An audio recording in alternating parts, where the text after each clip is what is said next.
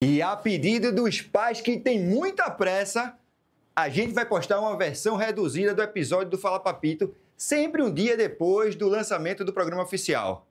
Para você ter aquele gostinho e querer assistir o episódio completo. Simbora para mais um Fala Papito. Dessa vez, para aqueles que têm pressa. Fala, papito. Papai, eu muito te amo. Papito, fala, papito. Papito, fala, papito. Olá, eu sou Nicole Amorim, psicóloga perinatal, mãe do Gael de 7 anos, mãe da Pilar de 5 meses e idealizadora da campanha Maio Furtacor. Hoje eu tive um convite muito inusitado que me foi feito pelo querido Deco, do Fala Papito. Estou aqui presencialmente em Recife para tomar a responsabilidade como host do programa de hoje, especial de Dia dos Pais. Deco, e aí? Primeiro, eu quero agradecer, porque a gente bateu um papo recentemente, né? Há menos de um mês atrás, a gente precisou fazer devido à distância em formato digital. E aí, quando você disse, mas próximo mês eu tô aí, eu disse, cara, vamos marcar alguma coisa e vamos fazer alguma coisa diferente. Sim. Vamos aproveitar a Nicole, que é tudo Adoro isso que ela já desafio. falou, e vamos fazer uma coisa, vamos pensar. E Nicole fala muito sobre o peso da maternidade, né, no dia a dia dela. E eu provoquei, dizendo, cara, vamos fazer o contrário, vamos falar, você me entrevista pra gente entender também como é o olhar de uma mãe, você como mãe, como psicóloga, né? E também de um pai que vive, que se esforça e que quer fazer diferença. E nada mais justo do que no episódio de Dia dos Pais a gente dar voz ao host deste programa. Vamos lá, essa responsabilidade é grande, eu espero estar à altura, né? E eu queria começar o episódio falando sobre o incômodo. Vou já lançar o climão, tá? Espectadores e Deco, eu me incomodo profundamente com o termo pai ativo. E eu queria ter uma conversinha introdutória com você que está nos assistindo hoje sobre como esse termo ele não define muita coisa e a gente não consegue muitos avanços quando a gente está falando de atividade, né? Esse termo, Deco, a meu ver, né, eu quero te ouvir, mas esse termo de pai ativo, que seria o contrário de pai passivo, está falando unicamente sobre o fazer. E o que eu assisto em consultório, eu sou terapeuta de família, né? Há uma década, o que eu assisto no consultório é justamente o nascimento cada vez mais frequente de homens que estão reivindicando um lugar dentro da paternidade através do afeto e do vínculo, e não no simplesmente fazer. Não são homens que executam, né? E por isso eu trago a provocação para a gente pensar numa outra terminologia sobre isso, né? Uma outra forma de chamar pais como você, que não é um pai ativo, é além. Eu acho até engraçado, Nicole. E eu também vejo com seus olhos esse lance sobre pai ativo. Porque assim, eu tenho uma comparação. Eu sou católico, e tem muita gente que diz, eu sou católico não praticante. Não, peraí, se não pratica, não é católico. A minha visão é essa. Não, eu sou um pai ativo, então peraí. Então, o pai que não é ativo, não é pai? É o genitor. Então, mas, cara, para eu ser um pai ativo, quer dizer que eu tô fazendo o meu papel de pai. Se eu faço meu papel de pai, ser pai ativo é redundante, para mim né? Exato. Então, assim, quando a gente vai falar sobre... Quando eu vou falar sobre, né, paternidade, parentalidade, o que for, normalmente eu já tento levar para as pessoas que, para mim, não existe pai ativo. Ou não deveria existir. Porque eu acho que se eu escolho ser pai, eu escolhi todas as outras obrigações que elas vêm junto com o ser pai. Porque, primeira coisa, ter filho é diferente de ser pai. Completamente. Tá? Né? E quando eu escolho, mas nem foi escolha, foi sem querer. Não. Então, velho, assuma a responsabilidade e assuma que essa responsabilidade lhe provoca a ser um pai. Ser ativo está dentro do plano básico, né? Aquele gratuito. E né? é sobre o plano Plus Premium que a Exato. gente quer falar nesse episódio de hoje. Deco, para trazer um embasamento teórico, tá, para o nosso episódio de hoje, eu quero convidar os espectadores que estão aqui com a gente a conhecerem um termo muito utilizado na França, tá? Que é um termo cunhado por uma socióloga francesa chamada Christine Castellan-Monnier. Eu tive a honra de ser professora dela. Ela é uma pessoa assim brilhante e ela trabalha há décadas, tá, na luta pela alteração da licença paternidade francesa. Uhum. Tá? A última alteração que conseguiram na França foi em 2021 para 28 dias, fruto de muito desses estudos sociológicos feitos pela Christine. Tá? E a Christine, ela cunha um termo, tá? Que eu ainda não encontrei a tradução desse termo para português, e eu convido vocês para comentarem embaixo desse episódio e ajudarem a gente, né, para um termo mais apropriado para a língua portuguesa, mas ela chama, né, essa nova geração de pais e essa nova forma de paternidade que existe de pelo menos uma década para cá, de paternidade relacional implicada. Que, diferente de uma paternidade que ela chama como sendo uma paternidade institucional, obrigatória, bater cartão, fazer o que mandam, o pai ativo. Meu nome tá lá, É. tem que responder por isso, né? O pai ativo, ela mostra que, cada vez mais, ela assiste homens que estão reivindicando o seu lugar na paternidade, através do vínculo com os filhos. Eles não querem só cumprir o que a mãe está dizendo, né? Eles fazem porque, através da vinculação, a criança solicita. Então, eles fazem. Né? É uma inversão de lógica muito diferente e é a inversão de lógica através do afeto. Né? Então, o que seria implicado? Né? Um termo que a gente não usa muito aqui na França, aqui no Brasil, mas é mais ou menos dedicado, envolvido, né? Engajado emocionalmente, né? Responsável. A gente fala muito de responsabilidade afetiva, né?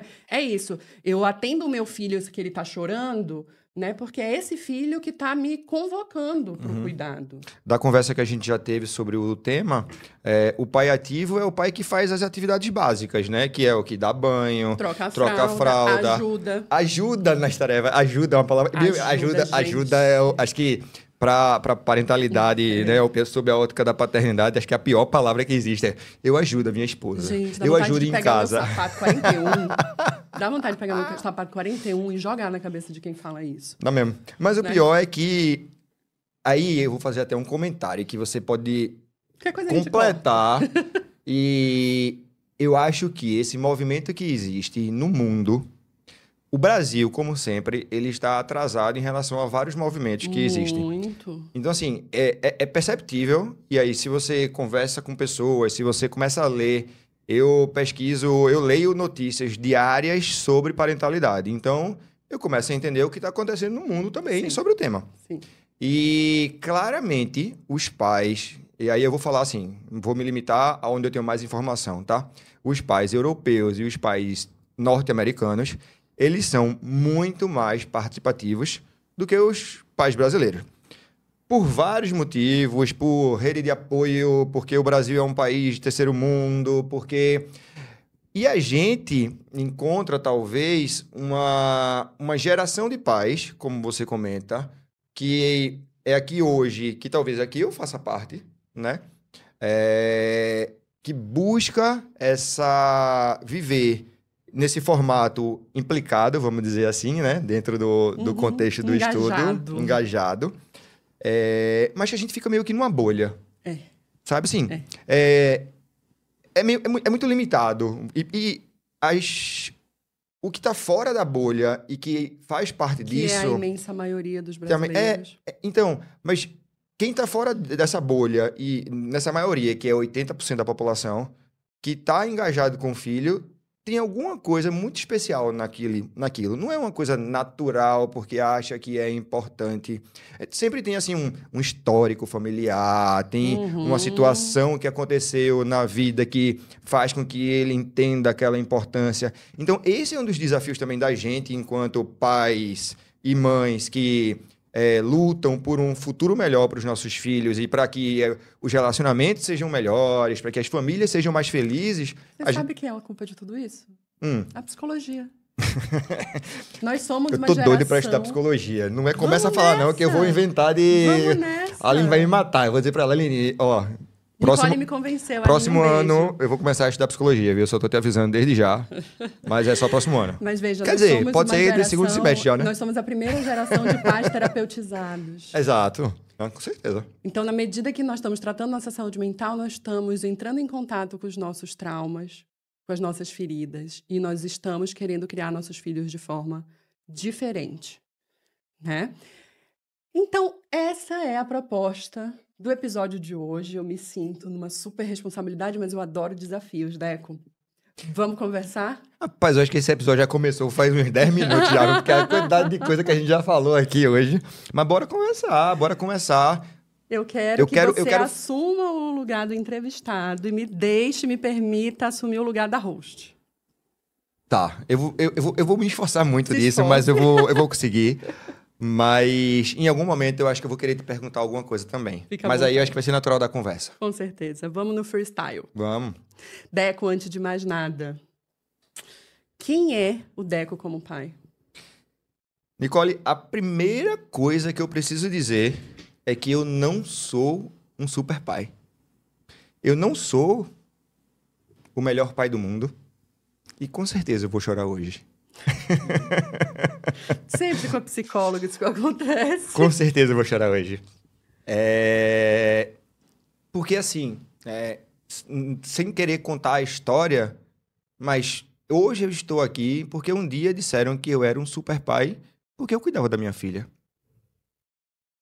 E eu tinha, naquela hora, duas escolhas. Uma era achar que isso era normal e que realmente eu estava cuidando da minha filha e eu era um super pai. Reconhecer isso e talvez... vou usar isso a meu favor. Né? E achar que era normal que os outros não fizessem. Ou escolher fazer alguma coisa que naquela hora eu não sabia o que era. Mas eu escolhi fazer essa coisa. E aí hoje eu tô aqui. Né? Então, se eu for perguntar de forma literal, quem sou eu como pai?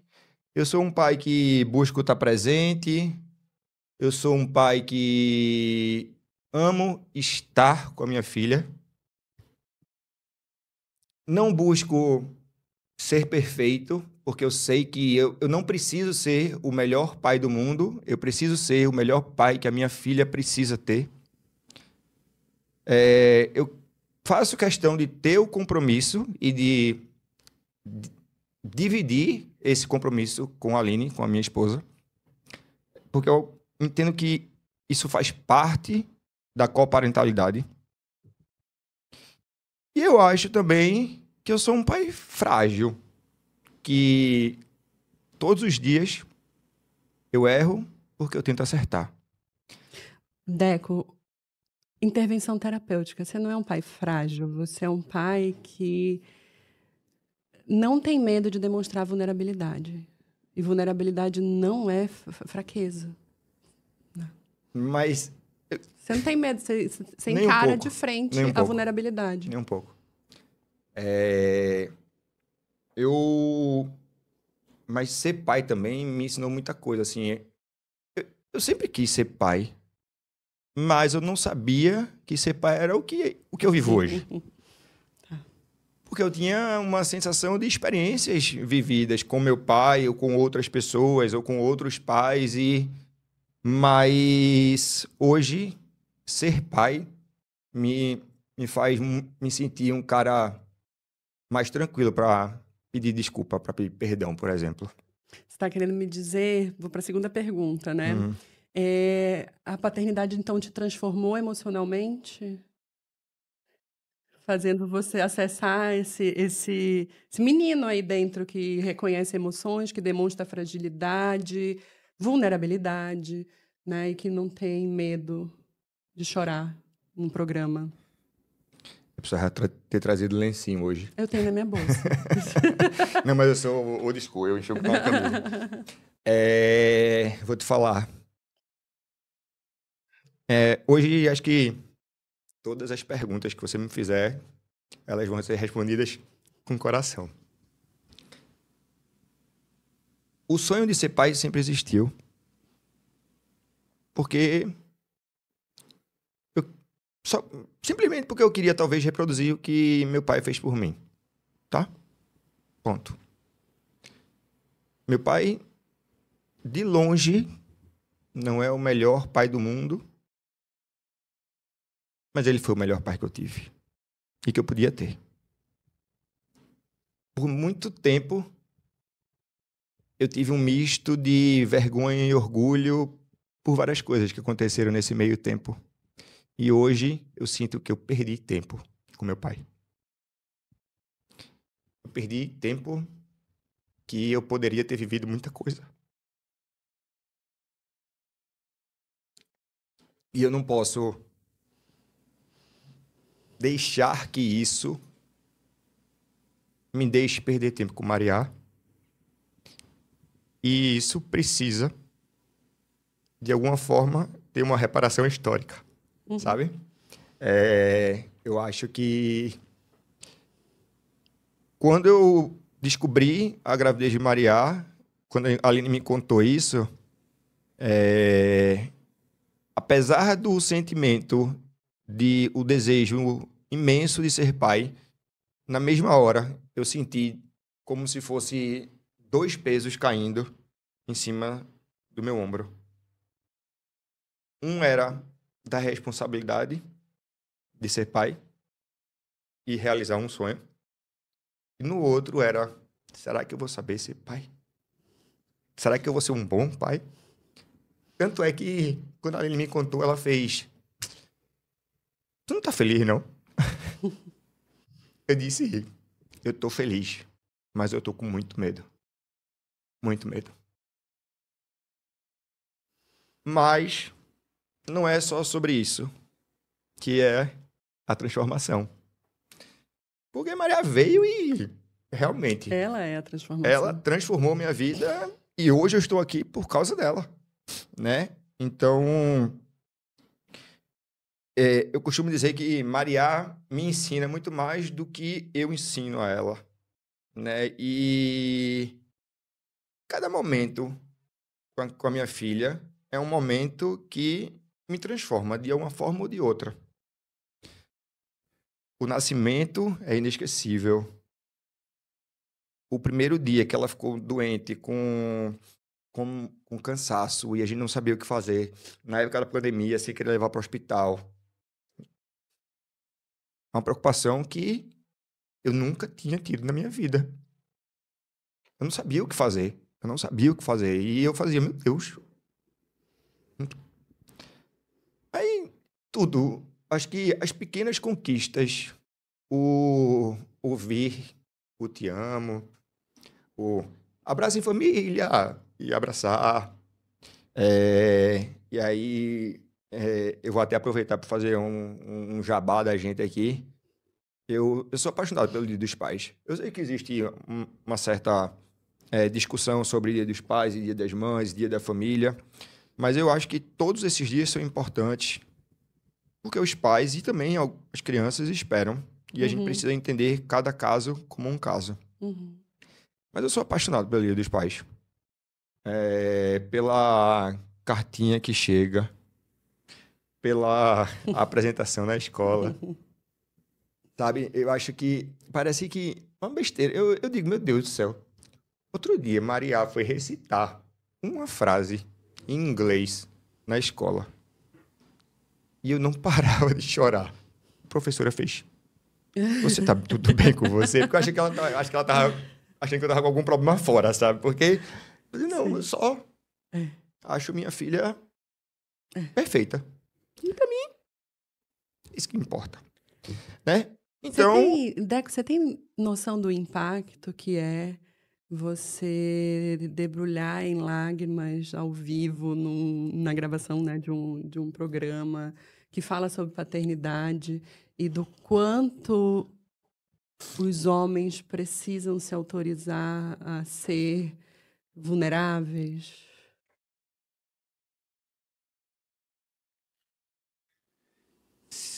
se todos os pais soubessem, ou pudessem, ou quisessem viver o que eu vivo com a minha filha e sentir o amor que eu sinto por ela, eu tenho certeza que todos eles, cada um do seu jeito, mas todos eles emocionalmente se envolveriam com o assunto. E esse hoje é meu propósito de vida. Que qualquer pai que passe por mim, ele possa saber que é possível viver o que eu vivo com Maria.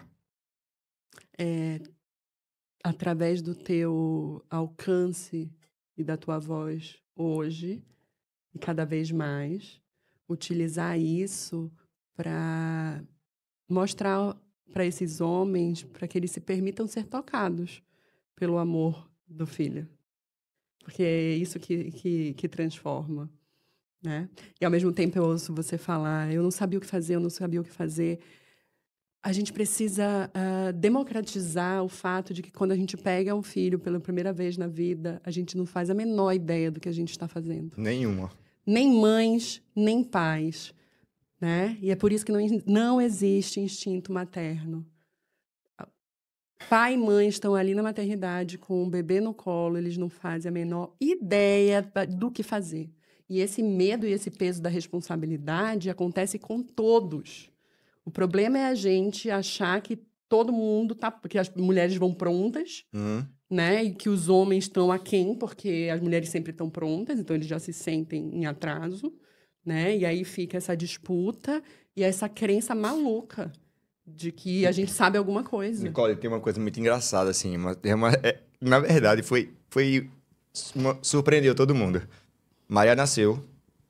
E aí, primeiro dia, Maria estava super desperta, né? E quando todo mundo foi embora, ela resolveu chorar. Entrou em colapso. Eu e a Aline sozinho na maternidade, e não sabia o que fazer. Era um choro desesperador. E bota no peito e não pega. E faz não sei o que, não sei o que. Aí vem a enfermeira, ajuda aqui, bota lá, mexe aqui, não sei o que. Meu irmão, eu não sei como foi. Aquela primeira noite, eu acho que foi a pior noite da minha vida com Maria. Aquela primeira noite. Porque é literalmente isso. Não existe um manual. Eu acho válido, inclusive, todos os cursos, os treinamentos, trocar fralda em boneco, entender o peito, a pegada, não sei o que, levar choque para saber o que é, aquela coisa toda. Mas só quando tá na nossa mão que a gente entende o peso da responsabilidade. Aquele peso que eu senti, o calor na orelha. Quer assim. que eu traduza esse peso? Toma, o filho é teu, não deixa morrer. Exato. É isso. Aí o sangue vai pro pé e a gente fica lá, suando frio, né? E pensando, eu já sou uma mãe de merda aqui. Eu tô falando do meu lugar de mãe de primeira viagem. Pronto. Dia 0, mãe de merda. Não faço a menor ideia do que eu vou fazer. Já não sei o que fazer. Já não sei o que fazer. E me disseram que era instintual. Instintivo. E agora? Pois é. Eu sei que a gente sobreviveu essa primeira noite. No segundo dia, na verdade, acho que eu perdi só a ordem, mas foi ainda no primeiro dia, Maria fez o primeiro cocô dela, que não é o cocô, mecônio. Quando eu vejo, vem uma enfermeira para limpar. Eu disse, licença, a senhora vai fazer o quê? Ela fez... Eu vou limpar o cocô da sua filha. Eu fiz, vai não. Quem vai limpar sou eu. Ela fez, mas você sabe? Eu fiz, não, mas você sabe me ensinar? Aí ela fez, é a primeira vez que isso acontece. Eu disse, que bom. E que seja a primeira de muitas, porque a gente vai fazer isso, né? Então, assim, é engraçado, tem foto. O pessoal em volta, aí tem eu lá, limpando. Tem uma foto limpando a primeira cagada dela. Mas veja, foi uma coisa que, pra mim, se eu não tivesse feito aquilo ali, eu não saberia. Vou dar um exemplo. Eu só limpei cocô de menina, porque minha filha é menina. Quando meu sobrinho nasceu, que eu fui limpar um cocô de menina, era diferente, porque tinha que levantar o pinto, tinha que abrir, tinha que puxar, tinha que ter o ovinho, tinha que não sei o quê, tinha que... Mas, veja, não era uma coisa que eu estava acostumado, ninguém me ensinou aquilo, mas ali Ali eu já estava na experiência, aí eu fui no instinto. É. Agora tem o instinto. Agora vem. Agora tem o E, instinto. na verdade, o nome disso não é instinto. O nome disso é experiência. É aprendizado, gente. eu sei disso. É Sei, bom eu sei. senso. É o que eu digo, gente, o que faz a gente ser capaz da paternidade e da maternidade não tem a ver com instinto, tem a ver com amor aliado a bom senso. Você vai pegar teu filho e jogar na parede? Não. Espero, né?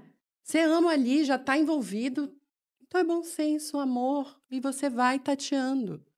Isso é humano, o cuidado ele é humano.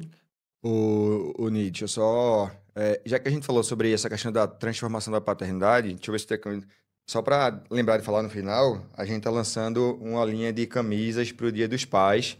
Muito legal, que eu... Me lembrem disso, por favor. Produção, me lembra disso depois, por favor, para não esquecer de falar. Eu preciso fazer o jabá também, né? Para poder É o jabá outros que paga pais... nossas e outros pais estarem envolvidos na mesma pegada. Agora, Deco, me diz uma coisa. Que pai você teve? Quem foi o teu pai para você? Ela quer me lascar hoje. Chamaram a psicóloga. O problema é que a terapia tá muito cara, essa terapia.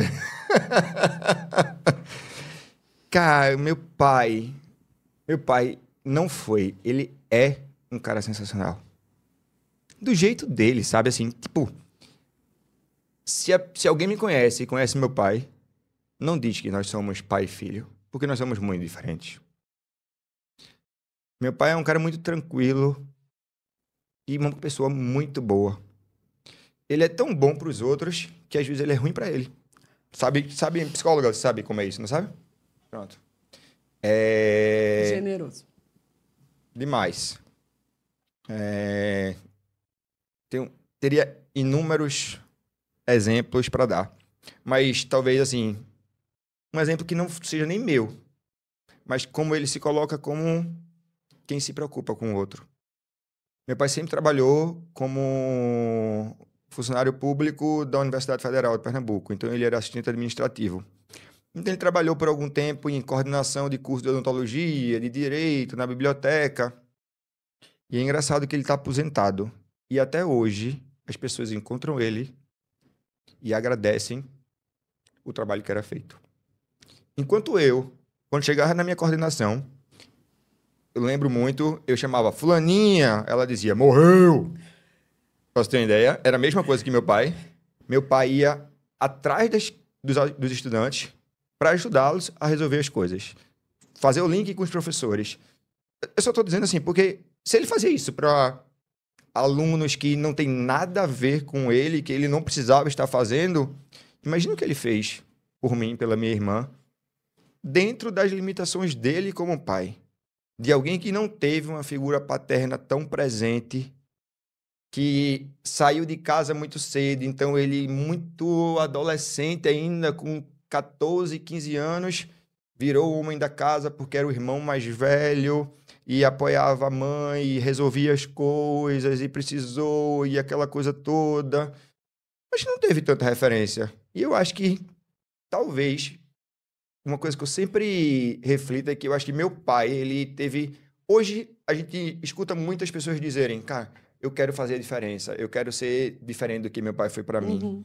Eu acho que meu pai, sem saber que fazia isso, há 38 anos atrás, ele escolheu fazer diferente, fazer a diferença para que a gente pudesse ter uma vida melhor, dentro das possibilidades do que eles podiam, do que meu pai e minha mãe podiam, mas sempre com muito carinho, sabe?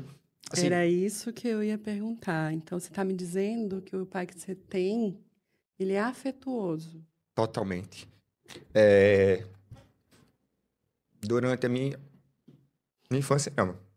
Até eu sair de casa, com talvez 20 anos, quando eu me formei, que eu me formei e aí eu fui pro mundo, mas quase todos os dias eu tinha suco de laranja espremido na mão, de manhã cedo. Alguém pode achar que é luxo. O seu pai já era um pai implicado nos anos 80. Alguém pode achar que é luxo ter um suco de laranja e eu dizia que era só amor aquilo ali, sabe? Não era... Então, assim... E outros N exemplos que eu poderia dar, né? Assim, minha prima, que era afilhada dele, ele praticamente foi pai para ela também, né? Então, as pessoas sempre tiveram uma... E é muito pelo jeito dele, sabe? Mas assim, aí eu falei aquela hora lá Eu tinha... Quando eu era jovem, muito adolescente, eu tinha um pouco de vergonha, porque como ele era funcionário público, o horário dele era um pouco reduzido, ele conseguia ir para os meus treinos de futsal. E eu tinha muita vergonha disso.